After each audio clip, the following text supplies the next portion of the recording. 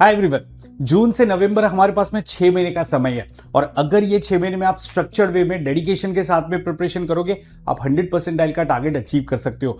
तो आपका preparation plan क्या रहना चाहिए, क्या आपको माइलस्टोन सेट करने, उसके बारे में आज के इस वीडियो में हम बात करेंगे। आपको एक कंप्लीट प्लान में बता देता हूं, काफी क्रिस्प प्लान बना है। ऐसा भी नहीं कि बहुत ज्यादा डिटेल है कि यार उसको देख के ही चक्कर आ जाए, और ऐसा भी नहीं कि बहुत ही शैलो प्लान है। बिल्कुल प्रैक्टिकल प्लान है। सिर्फ एक चीज यहां पे मैं मान के चल रहा हूं कि आप लोग प्रिपरेशन के लिए 6 से 7 घंटे हर रोज के स्पेंड करने को तैयार हो। शायद कुछ स्टूडेंट्स को उससे ज्यादा की जरूरत पड़े, कुछ स्टूडेंट्स को थोड़ा कम समय की जरूरत पड़ सकती है। ये स्टूडेंट टू स्टूडेंट थोड़ा वेरी करेगा, लेकिन क्या है ये प्लान पूरा अच्छे से समझते। वीडियो काफी इंपॉर्टेंट होने वाला है, तो इसको आखिरी तक जरूर से देखना और इसको लाइक और शेयर करना मत भूलना। साथ में इसके बाद में मैं एक लाइव सेशन कंडक्ट कर रहा हूं, जिसमें आपके जितने भी क्वेरीज होंगे, कंसर्न होंगे, उसको मैं एड्रेस करूंगा। ये कंप्लीटली एक फ्री सेशन होगा, तो उसका लिंक भी आपको डिस्क्रिप्शन में देखने को मिल जाएगा, तो उसके बारे में मैं आपको बताऊंगा। लेकिन सबसे पहले समझ लेते क्या हमारा प्लान होना चाहिए। तो एक पूरी मैंने टाइमलाइन बना दी है, यहां से जून से लेकर नवंबर की 6 महीने की। तो आपको कौन से मंथ में कौन से सब्जेक्ट के कितने चैप्टर करने, क्या माइलस्टोन्स को अचीव करना है, कितने मॉक्स लिखने हैं, वो सारा मैं आपको बता देता हूं। और बाद में जो लाइव सेशन के बारे में मैंने बताया, उसमें मैं आपको और थोड़ा माइक्रो लेवल मतलब डिटेल में जाके आपको बताऊंगा कि आपको ये पर्टिकुलर मंथ में ये टॉपिक के कितने चैप्टर्स करने चाहिए, तो उसके ऊपर उसमें बात करेंगे। लेकिन सबसे पहले यहां पे समझ लेते हैं कि सब्जेक्ट वाइज हमारा प्लान क्या होना चाहिए जून से नवंबर का। तो स्टार्टिंग विद क्वांट सेक्शन, दोस्तों जो मैं पढ़ाता हूं क्वांट और एलआरडीआई में पढ़ाता हूं, तो उसके लिए मैं आपको ये सजेस्ट करूंगा कि जून के अंदर आप क्या करो, अरिथमेटिक पे फोकस करो। ठीक है, सबसे पहले आप थोड़ा बेसिक अपना रिफर करोगे और फिर आप ये अरिथमेटिक पे फोकस करोगे। तो आपको जून के अंदर अरिथमेटिक का जितना पोर्शन हो सके कंप्लीट करना है। अब अरिथमेटिक एक बड़ा एरिया है, शायद एक महीने में उसको कंप्लीट कर लेना एक इम्प्रैक्टिकल चीज हो जाएगी। थोड़ा सा आपको जुलाई में भी कंप्लीट करना हो सकता है। तो जुलाई में आपका टारगेट हो जाएगा अरिथमेटिक प्लस अलजेब्रा। तो आपको ये दो टॉपिक कंप्लीट करने हैं। अरिथमेटिक के साथ में थोड़ा अलजेब्रा भी कंप्लीट करना है। अगस्त में जो आपका अलजेब्रा बाकी रहा था वो आप कंप्लीट करोगे और साथ में आप नंबर्स को कंप्लीट करोगे। अब ये चीज आपको कंप्लीट करनी होगी। नंबर्स एक छोटा सा एरिया है, तो आप उसको अगस्त तक कंप्लीट करने का टारगेट सेट कर सकते हो। तो दोस्तों आपने अगस्त तक अगर ये 3 एरिया कंप्लीट कर लिए, ऑलमोस्ट आपका 70-75% का सिलेबस कंप्लीट हो गया। क्योंकि अगर आप कैट एग्जाम में देखोगे, आपके 16 से 17 क्वेश्चन आउट ऑफ 22 क्वेश्चन आपके अरिथमेटिक, अलजेब्रा और नंबर्स से आते हैं। सितंबर के अंदर आप टारगेट सेट कर सकते हो कि मैं ज्योमेट्री और मॉडर्न मैथ्स टॉपिक को कंप्लीट कर लूं। मॉडर्न मैथ्स छोटा सा एरिया है जिसमें मेनली परम्यूटेशन, कॉम्बिनेशन, प्रोबेबिलिटी और सेट थ्योरी को हम रखते हैं। ज्योमेट्री अपने आप में एक डिटेल एरिया है, तो अगर थोड़ा सा ज्योमेट्री का पार्ट अक्टूबर में भी चला जाता है, कोई हर्ज नहीं होगा। क्योंकि अगर आप ये 3 एरिया कंप्लीट कर लेते हो, ऑलमोस्ट आप मॉक टेस्ट के अंदर अपने रिजल्ट्स देख सकते हो, राइट। तो अब हम यहां पे बात करते हैं पहले एलआरडीए की और बाद में वीआरसी की, और फिर आ जाएंगे मॉक टेस्ट के ऊपर। तो यस, क्वांट का उम्मीद कर तो आपको समझ में आ गया है। आगे मैं आपको ये भी बताऊंगा आपको रिवीजन कैसे करना होगा। लेकिन अभी अगर मैं एलआरडीए की बात करूं, तो दोस्तों एलआरडीए का आपका टारगेट जून में ये होना चाहिए कि जून के अंदर आप अरेंजमेंट प्लस डीआई ये दो टॉपिक को कंप्लीट करो। डीआई के अंदर कैलकुलेशन बेस्ड डीआई आता है, ग्राफ्स एंड चार्ट, और थोड़ा लॉजिकल डीआई भी आता है। तो इसको आपको टारगेट करना है जून में कंप्लीट करो। और कैसे कंप्लीट करोगे उसके बारे में भी मैं आपको बताऊंगा, बिकॉज मेरा एक नया बैच भी आ रहा है, तो आप उसके साथ भी जुड़ सकते हो। जुलाई के अंदर मैं आपको सजेस्ट करूंगा आप quant based puzzle and games and tournaments complete करो। एंड अगस्त के अंदर आप सेट थ्योरी, मैक्सिमाइजेशन, मिनिमाइजेशन ये topic and roots and networks को कंप्लीट करो। तो ये 6 आपके मोटे मोटे एलआरडीए के एरियाज है। अब उसके बाद में आपको एलआरडीए में सिर्फ और सिर्फ अलग अलग वैरायटी के हाई क्वालिटी सेट्स की प्रैक्टिस करनी रहेगी, ठीक है।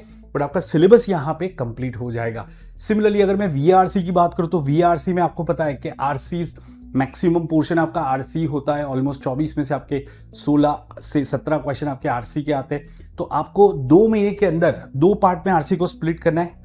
पहले यहाँ पे आरसी करोगे और यहाँ पे भी आरसी करोगे। उसके अलग अलग वैरायटी है, मेनली आपको अलग अलग टाइप के आरसी प्रैक्टिस करने हैं। एंड ऑफ कोर्स उसके टिप्स और ट्रिक्स जो फैकल्टी सिखाते हैं वो आपको समझने।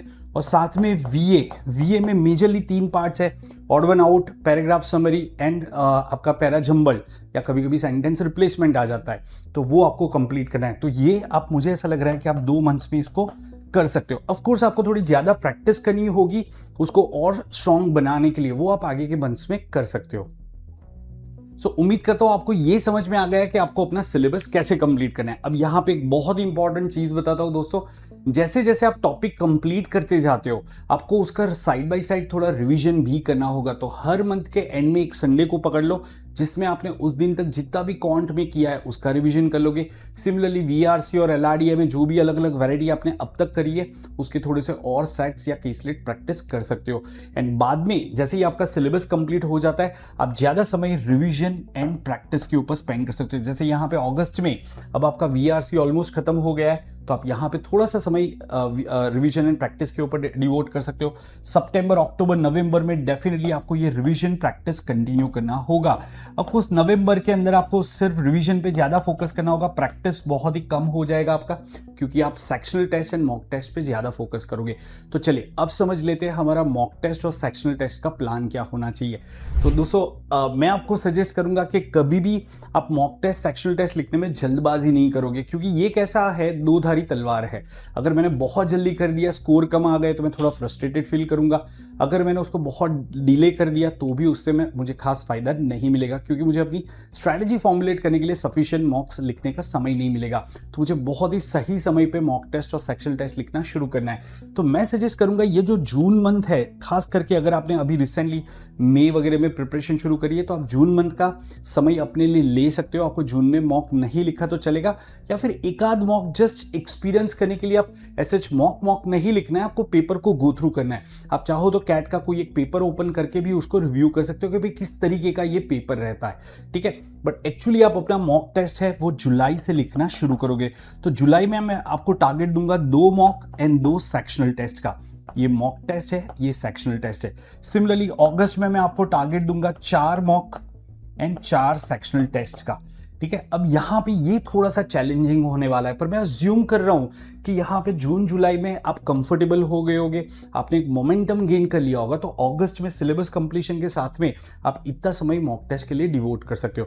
अब देखो फिर से वही बात हो जाती है कि हर एक मॉक टेस्ट और सेक्शनल टेस्ट के बाद में मुझे उसको एनालाइज करने के लिए भी सफिशिएंट समय स्पेंड करना होगा। तो मैं यहाँ पे जल्दबाजी करके कोई 8-10 मॉक का टारगेट सेट नहीं करूंगा, ठीक है। सिमिलरली अगर सितंबर की बात करें तो सितंबर में हम थोड़े और ये नंबर को बढ़ा देंगे, हम 6 mock test and 6 sectional test का टारगेट सेट कर सकते हैं। अक्टूबर के अंदर में ये नंबर को और बढ़ा देता हूं मैं, 8 mock test and 8 sectional test या sufficient number of sectional test. अब जरूरी नहीं है कि आपको 8 सेक्शनल टेस्ट ही लिखना, अगर आप मॉक टेस्ट पे थोड़ा ज्यादा फोकस करना चाहते हो तो यहाँ पे 8-10 मॉक टेस्ट भी कर सकते हो, सेक्शनल टेस्ट थोड़े से कम कर सकते हो। एक सवाल यहाँ पे ये आता है कि सर सेक्शनल टेस्ट हम क्यों लिखते हैं, उसका पर्पस क्या होता है। तो सेक्शनल टेस्ट का पर्पस इनिशियल स्टेज में ये होता है कि हमें लॉन्ग पेपर लिखने की आदत नहीं है तो सेक्शनल टेस्ट थोड़े ज्यादा कन्वीनियंट हो जाते हैं। लेटर पार्ट में जब आपकी प्रिपरेशन अच्छे से हो गई है, जो भी सेक्शन आपका वीक एरिया है, जैसे किसी का क्वांट वीक होगा, इंग्लिश अच्छा है तो वो क्या करेगा, अपने क्वांट को स्ट्रेंथन करने के लिए क्वांट के थोड़े से ज्यादा सेक्शनल टेस्ट लिखेगा। किसी का एलआरडीए में स्कोर बहुत ज्यादा फ्लक्चुएट हो रहा है तो वो एलआरडीए के सेक्शनल टेस्ट वहां पे लिख सकता है। तो सेक्शनल टेस्ट को आपको इस तरीके से यूज करना है। लेटर पार्ट में आप अपने एरिया को स्ट्रॉन्ग बनाने के लिए वो सेक्शनल टेस्ट यूज करते हो, ठीक है।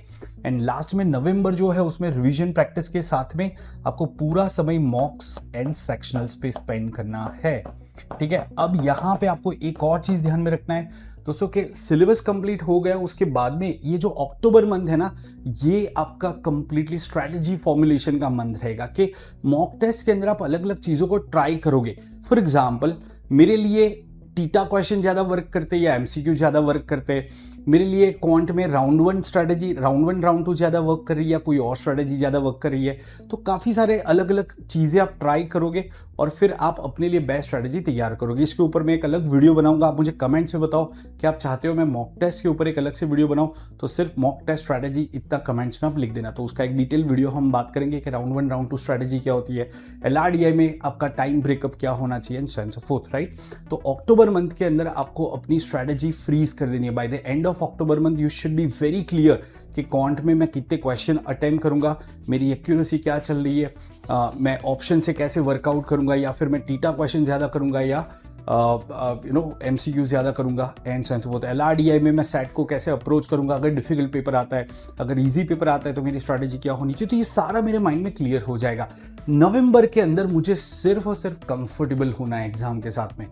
मतलब जो स्ट्रैटेजी मैंने तैयार करी है बस उसको स्मूथली एग्जीक्यूट करते जाना है, कॉन्फिडेंट फील करना है कि yes I am prepared and I can do it. मुझे अपने आप को कॉन्फिडेंट बनाना है। Are you all getting this point? तो ये आपका नवंबर का गोल रहेगा। तो दोस्तों अगर आप इस तरीके से पूरा प्लान एग्जीक्यूट करते हो, डेफिनेटली यहाँ पे आपको पर डे 6 to 8 आवर्स, जैसा मैंने स्टार्टिंग में बताया, उतना आपको देना पड़ेगा। अगर आप ये कर लेते हो, आई एम डैम श्योर कि आप एक अच्छा स्कोर कर सकते हो।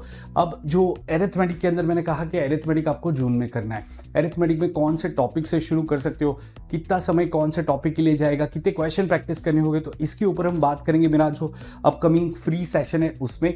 तो दोस्तों ये आप एक नोट कर लो, जो 4 जून है उस टाइम पे, 4 जून मतलब डे आफ्टर टुमारो, टुमारो आपका 9 PM को ये सेशन है मेरा। इट्स कंप्लीटली फ्री सेशन, ठीक है। ये अनअकैडमी लर्निंग ऐप पे हो रहा है, जिसमें मैंने रखा है रोड मैप फॉर कैट 2026। मतलब ये जो प्लान मैंने आपको बताया उसको थोड़ा और डिटेल में डिस्कस करेंगे, साथ में आपके जो भी और कंसर्न्स होंगे तो उसको मैं एड्रेस करूंगा। So it's also going to be like an ask me anything session. उम्मीद करता हूँ कि आप सब लोग इसको अटेंड करोगे। अभी लिंक जो दे रखी है उस पर क्लिक करके आप अपना रिमाइंडर सेट कर सकते हो। और साथ में अगर आप पूरा कैट का प्रिपरेशन मेरे साथ करना चाहते हो, सो मेरा रिसेंटली जस्ट बैच शुरू हुआ है दोस्तों, आई एम स्प्रिंट बैच, जिसमें मैं कॉन शुरू कर रहा हूँ और साथ में मेरा LRDI भी आप अटेंड कर सकते हो, ठीक है। तो इसकी भी डिटेल्स आपको डिस्क्रिप्शन में दिए गए लिंक से मिल जाएगी। उम्मीद करता हूँ आपको ये वीडियो अच्छा लगा होगा, और अगर आप चाहते हो मॉक टेस्ट का मैं वीडियो बनाऊँ तो मॉक टेस्ट स्ट्रेटेजी करके आप कमेंट्स में लिख देना and I will come up with that video. See you on the other side guys, take care.